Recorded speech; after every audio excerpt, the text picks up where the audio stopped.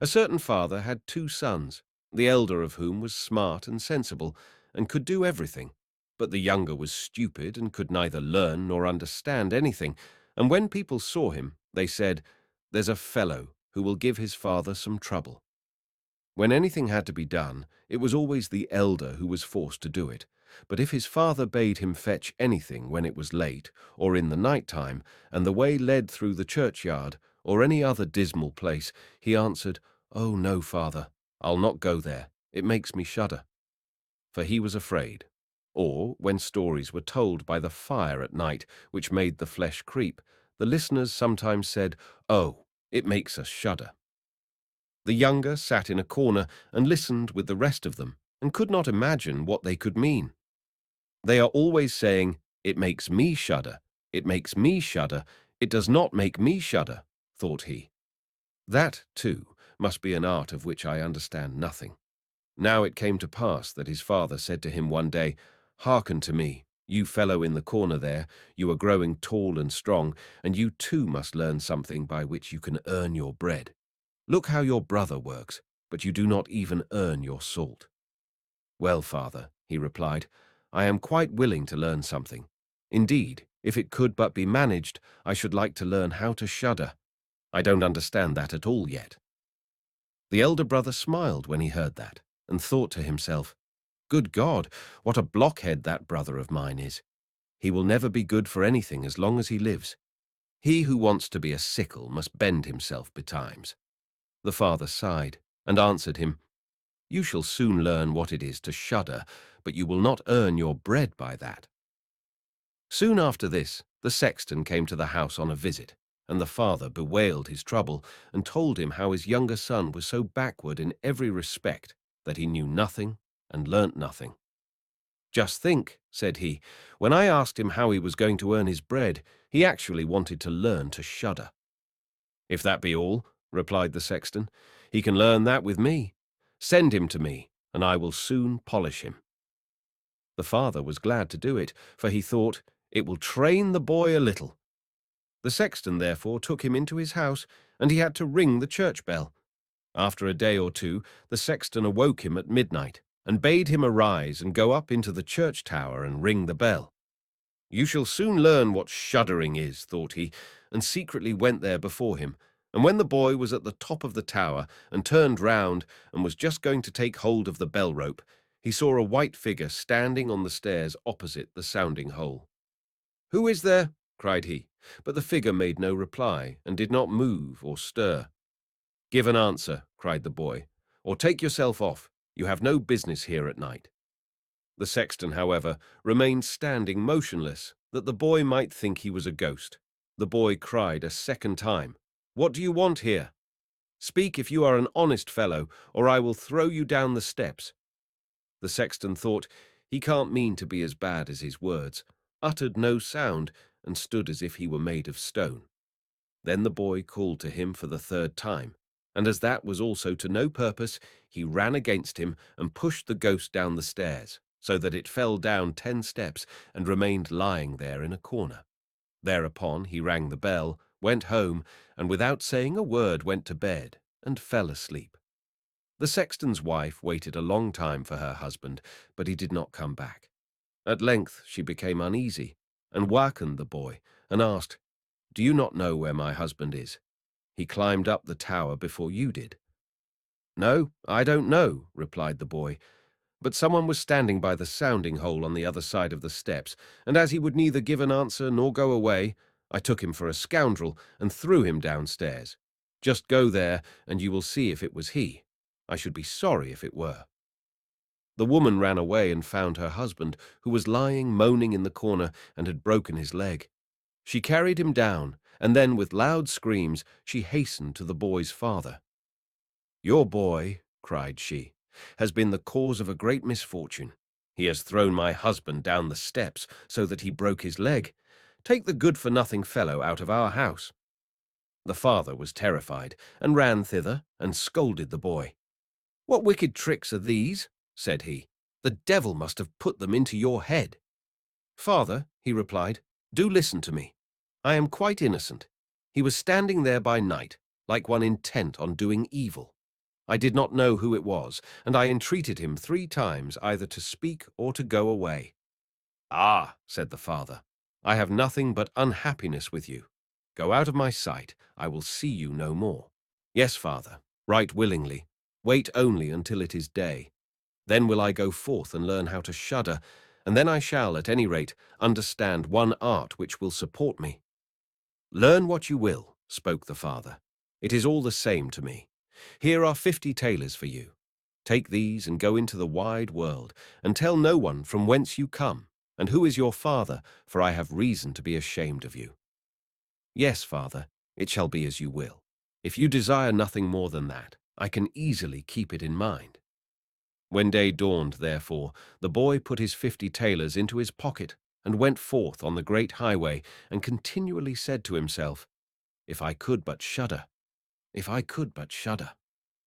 Then a man approached who heard this conversation which the youth was holding with himself, and when they had walked a little farther to where they could see the gallows, the man said to him, "Look, there is the tree where 7 men have married the ropemaker's daughter and are now learning how to fly.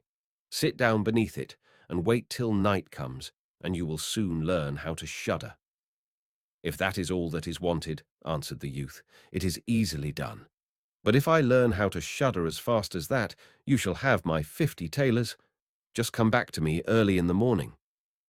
Then the youth went to the gallows, sat down beneath it, and waited till evening came. And as he was cold, he lighted himself a fire, but at midnight the wind blew so sharply that in spite of his fire he could not get warm. And as the wind knocked the hanged men against each other, and they moved backwards and forwards, he thought to himself, "If you shiver below by the fire, how those up above must freeze and suffer." And as he felt pity for them, he raised the ladder and climbed up, unbound one of them after the other, and brought down all 7. Then he stoked the fire, blew it, and set them all round it to warm themselves. But they sat there and did not stir, and the fire caught their clothes. So he said, "Take care, or I will hang you up again." The dead men, however, did not hear, but were quite silent, and let their rags go on burning. At this he grew angry, and said, "If you will not take care, I cannot help you. I will not be burnt with you." And he hung them up again, each in his turn. Then he sat down by his fire and fell asleep. And the next morning the man came to him and wanted to have the 50 thalers, and said, "Well, do you know how to shudder?" "No," answered he. "How should I know? Those fellows up there did not open their mouths, and were so stupid that they let the few old rags which they had on their bodies get burnt." Then the man saw that he would not get the 50 tailors that day, and went away, saying, "Such a youth has never come my way before." The youth likewise went his way, and once more began to mutter to himself, "Ah, if I could but shudder! Ah, if I could but shudder!" A wagoner who was striding behind him heard this, and asked, "Who are you?" "I don't know," answered the youth. Then the wagoner asked, "From whence do you come?" "I know not." "Who is your father?" "That I may not tell you." "What is it that you are always muttering between your teeth?" "Ah," replied the youth, "I do so wish I could shudder, but no one can teach me how." "Enough of your foolish chatter," said the wagoner. "Come, go with me. I will see about a place for you." The youth went with the wagoner, and in the evening they arrived at an inn where they wished to pass the night. Then, at the entrance of the parlour, the youth again said quite loudly, "If I could but shudder, if I could but shudder." The host, who heard this, laughed and said, "If that is your desire, there ought to be a good opportunity for you here." "Ah, be silent," said the hostess. "So many prying persons have already lost their lives. It would be a pity and a shame if such beautiful eyes as these should never see the daylight again." But the youth said, "However difficult it may be, I will learn it. For this purpose, indeed, have I journeyed forth." He let the host have no rest until the latter told him that not far from these stood a haunted castle where anyone could very easily learn what shuddering was if he would but watch in it for 3 nights. The king had promised that he who would venture should have his daughter to wife, and she was the most beautiful maiden the sun shone on. Likewise in the castle lay great treasures which were guarded by evil spirits, and these treasures would then be freed and would make a poor man rich enough. Already many men had gone into the castle, but as yet none had come out again. Then the youth went next morning to the king and said, "If it be allowed, I will willingly watch 3 nights in the haunted castle." The king looked at him, and as the youth pleased him, he said, "You may ask for 3 things to take into the castle with you, but they must be things without life." Then he answered, "Then I ask for a fire, a turning lathe, and a cutting board with the knife." The king had these things carried into the castle for him during the day. When night was drawing near, the youth went up and made himself a bright fire in one of the rooms, placed the cutting board and knife beside it, and seated himself by the turning lathe. "Ah, if I could but shudder," said he, "but I shall not learn it here either." Towards midnight he was about to poke his fire, and as he was blowing it, something cried suddenly from one corner, "Oh, meow, how cold we are!" "You fools," cried he, "what are you crying about? If you are cold, come and take a seat by the fire and warm yourselves." And when he had said that, 2 great black cats came with one tremendous leap and sat down on each side of him and looked savagely at him with their fiery eyes. After a short time, when they had warmed themselves, they said, "Comrade, shall we have a game of cards?"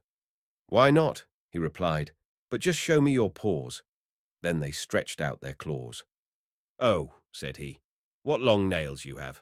Wait, I must first cut them for you." Thereupon he seized them by the throats, put them on the cutting board, and screwed their feet fast. "I have looked at your fingers," said he, "and my fancy for card-playing has gone," and he struck them dead and threw them out into the water. But when he had made away with these 2, and was about to sit down again by his fire, out from every hole and corner came black cats and black dogs with red-hot chains, and more of them came until he could no longer move, and they yelled horribly, and got on his fire, pulled it to pieces, and tried to put it out.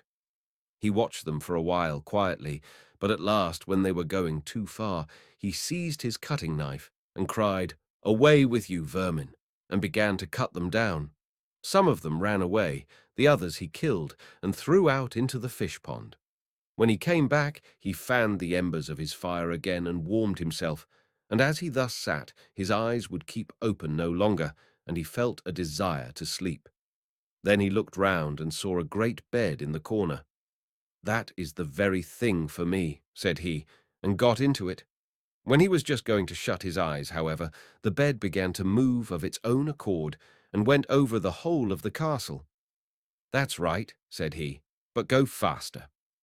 Then the bed rolled on as if 6 horses were harnessed to it, up and down, over thresholds and stairs, but suddenly hop, hop, it turned over upside down and lay on him like a mountain.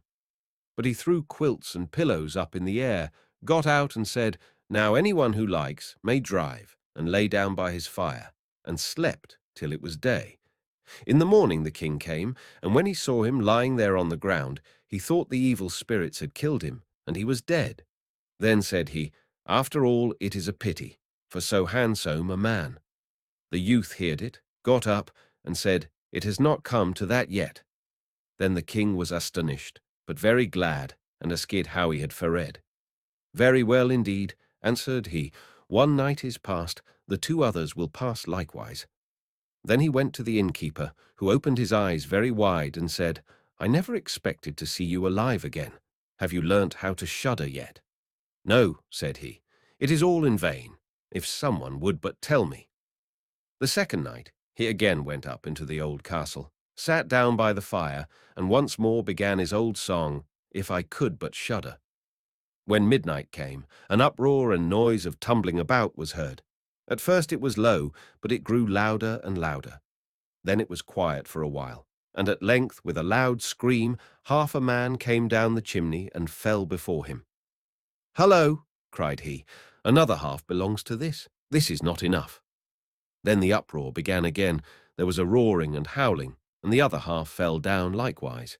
"Wait," said he, "I will just stoke up the fire a little for you." When he had done that and looked round again, the 2 pieces were joined together, and a hideous man was sitting in his place. "That is no part of our bargain," said the youth. "The bench is mine." The man wanted to push him away. The youth, however, would not allow that, but thrust him off with all his strength and seated himself again in his own place. Then still more men fell down, one after the other. They brought 9 dead men's legs and 2 skulls, and set them up and played at ninepins with them. The youth also wanted to play, and said, "Listen, you, can I join you?" "Yes, if you have any money." "Money enough," replied he, "but your balls are not quite round." Then he took the skulls and put them in the lathe, and turned them till they were round. "There, now they will roll better," said he. "Hurrah! Now we'll have fun." He played with them, and lost some of his money, but when it struck 12, everything vanished from his sight. He lay down and quietly fell asleep. Next morning the king came to inquire after him. "How has it fared with you this time?" asked he. "I have been playing at ninepins," he answered, "and have lost a couple of farthings." "Have you not shuddered then?" "What?" said he. "I have had a wonderful time. If I did but know what it was to shudder." The third night he sat down again on his bench and said quite sadly, "If I could but shudder." When it grew late, 6 tall men came in and brought a coffin. Then said he, "Ha, ha, that is certainly my little cousin, who died only a few days ago." And he beckoned with his finger and cried, "Come, little cousin, come." They placed the coffin on the ground, but he went to it and took the lid off, and a dead man lay therein. He felt his face, but it was cold as ice. "Wait," said he, "I will warm you a little," and went to the fire and warmed his hand and laid it on the dead man's face, but he remained cold. Then he took him out and sat down by the fire and laid him on his breast and rubbed his arms that the blood might circulate again. As this also did no good, he thought to himself, "When 2 people lie in bed together, they warm each other," and carried him to the bed, covered him over, and lay down by him. After a short time the dead man became warm too, and began to move. Then said the youth, "See, little cousin, have I not warmed you?" The dead man, however, got up and cried, "Now will I strangle you." "What," said he, "is that the way you thank me? You shall at once go into your coffin again."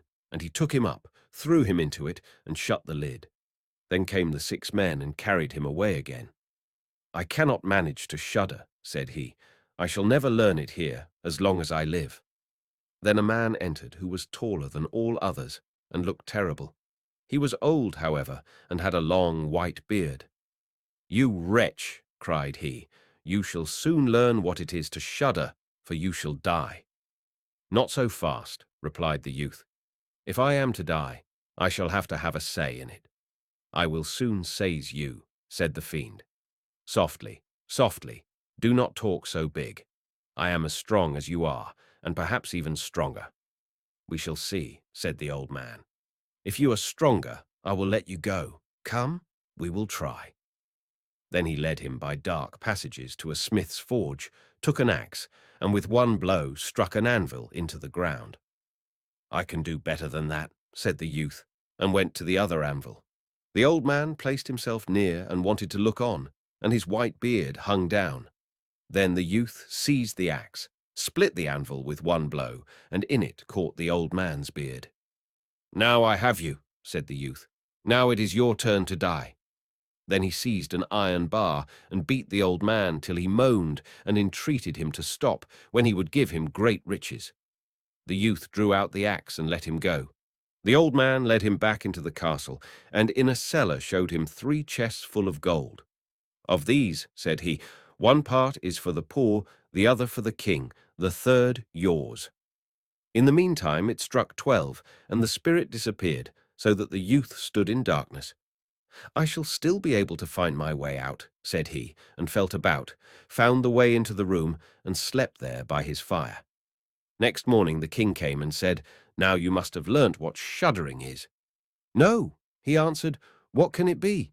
My dead cousin was here, and a bearded man came and showed me a great deal of money down below, but no one told me what it was to shudder." "Then," said the king, "you have saved the castle and shall marry my daughter." "That is all very well," said he, "but still I do not know what it is to shudder."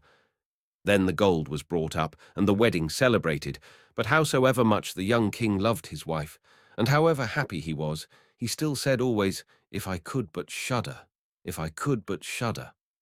And this, at last, angered her. Her waiting maid said, "I will find a cure for him. He shall soon learn what it is to shudder." She went out to the stream which flowed through the garden, and had a whole bucketful of gudgeons brought to her. At night, when the young king was sleeping, his wife was to draw the clothes off him and empty the bucketful of cold water with the gudgeons in it over him, so that the little fishes would sprawl about him. Then he woke up and cried, "Oh, what makes me shudder so? What makes me shudder so, dear wife?" "Ah, now I know what it is to shudder,"